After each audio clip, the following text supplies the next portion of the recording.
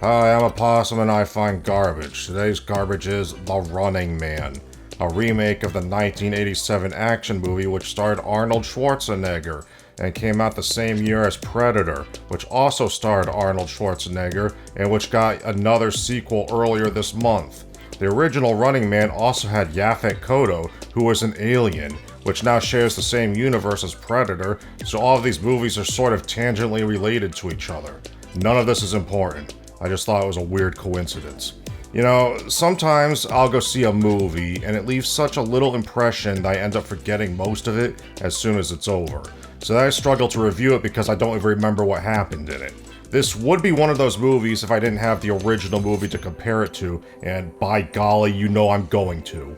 The original Running Man was a goofy action movie, but also a social satire about how entertainment desensitizes people to violence, and how people will tolerate all kinds of oppression as long as they get their bread in circuses. The remake is essentially the same thing, but doesn't say anything new or interesting about the topic. Actually, I would say it's less relevant than the old movie was at its time simply because people don't really watch game shows anymore. If they wanted to update this premise for the current generation, and it stands to reason they did because they remade it, then it should have leaned more into how corporations and governments use social media to manipulate people. Remember when the government colluded with Facebook, Twitter, and the news media to censor or downplay news about Hunter Biden's laptop in the weeks leading up to the 2020 election? That's the sort of thing they can make a movie about, but considering the political leanings of Hollywood, I guess they didn't want to remind anyone of that. Instead, the new movie leans more into the reality TV craze that was big 10 years ago. They even have a TV show that characters keep watching that's basically a parody of Real Housewives, or one of those. Do people even still watch shows like that? I don't know, maybe older people do, but I don't think my generation does because we're all looking at our phones all day.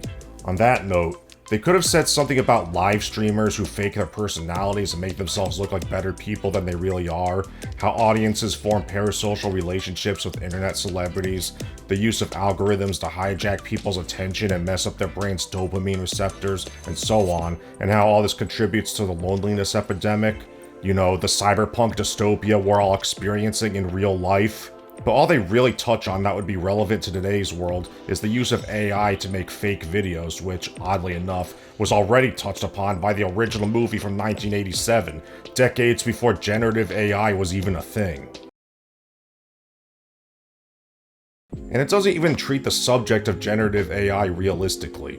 First of all, they don't even mention the use of AI, they just kind of have the evil corporation make fake videos in seconds, and I guess we're meant to pick up on them using AI. But more importantly, characters in the movie react with absolutely zero skepticism, even when those characters are fully aware of how the system is designed to manipulate them. For instance, there's a scene where the protagonist, Ben Richards, is being helped by a poor family who can't afford cancer medication for one of their kids, and the show fakes a video of him gloating about killing people, and the mom just kicks him out. This character knows how evil and oppressive the system is to people like her, but she just takes their word for it because the plot needs her to. The real threat posed by generative AI is not so much that it's easier than ever to produce fake news, it's that it can make it impossible to tell what's real or not. Unless you're a tech-illiterate boomer, everyone knows how easy it is to make fake photos, videos, and audio recordings now, so even real footage is likely to be dismissed as fake. Imagine a government massacring a dozen people, the footage ending up online, and everyone disbelieving it because that same government used bots to flood the internet with fake footage just to sow the seeds of doubt among the populace and make them disbelieve everything they see. And that skepticism isn't unwarranted. Right now, the BBC is being sued by the Trump administration for deceptively editing a speech in which they made it look like he was encouraging the January 6 riots by splicing together two sentences that were nearly an hour apart. That's one of many reasons why trust in the mainstream media is at an all-time low. Do you think the government can't weaponize that distrust? You might think a government would only use AI to spread fake news to convince you to believe things that aren't true, but the purpose of propaganda is not to convince you to believe in absurdity. It can do that, but the real purpose of propaganda is to convince you that everyone else believes it in order to make you afraid to speak out against it for fear of social consequences. And to that end, the power to claim anything is fake is just as potent as the power to claim anything is real. The old saying, "the camera doesn't lie," is no longer true. So we now all live in a state of perpetual uncertainty that can be manipulated. But this movie doesn't approach the subject of fake news in any intelligent or nuanced way. It just restates what was already said by the original movie 38 years ago and adds nothing, making it pointless.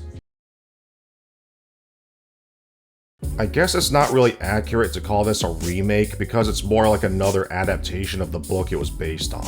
Yeah, like many terrible movies, this crap was based on a book by Stephen King. Supposedly, this new movie is more accurate to the book, but I wouldn't know that because I've never read it, and I also don't care because I don't respect Stephen King as a writer or even as a person. And there's probably a reason the best movie adaptations of his work deviate significantly from the source material. Let's just say our civilization will be in sharp decline on the day they make a book-accurate adaptation of it, for reasons YouTube's demonetization bots don't want me getting into, but if you know, you know. But assuming this movie is more accurate to the book, it makes me wonder if that's why the villains in this movie are so bland and uninteresting. In the original movie, the Stalkers were these crazy and outlandish characters with a ton of personality. You remember Dynamo, the opera-singing lightning guy. You remember Buzzsaw, the motorcycle-riding chainsaw guy. You remember Sub-Zero, the hockey guy. You remember Fireball, the black guy. These are all really fun and memorable characters who fit the violent game show theme. This new movie replaces them with generic bad guys number 1 through 5. I don't think anyone's gonna remember Mask Guy 38 years from now. So even if you don't care about the social satire or the themes I talked about earlier, when it comes to just being a fun, lighthearted action comedy, it falls short of the original. Was the action any good? I guess it was shot confidently enough. But I'll say the same thing I always say when people ask this. Who cares? It doesn't do anything you haven't already seen in a million other movies. It has fist fights, shootouts, a car chase, and so on, but none of it stands out as particularly spectacular, so there's no real reason to pay to see it in a theater. And I don't know if this is just a consequence of the book it's based on or what, but it's full of just weird storytelling decisions. The protagonist, Ben Richards, just kind of runs around and just happens to accidentally run into people who just so happen to have what he needs to be helpful to him at that particular moment. In writing circles, when a plot is based on convenience like that, it's called contrived. And the female lead is introduced in the last third of the movie, and her entire arc is rushed in that time. Actually, there are a lot of characters who just kind of come and go.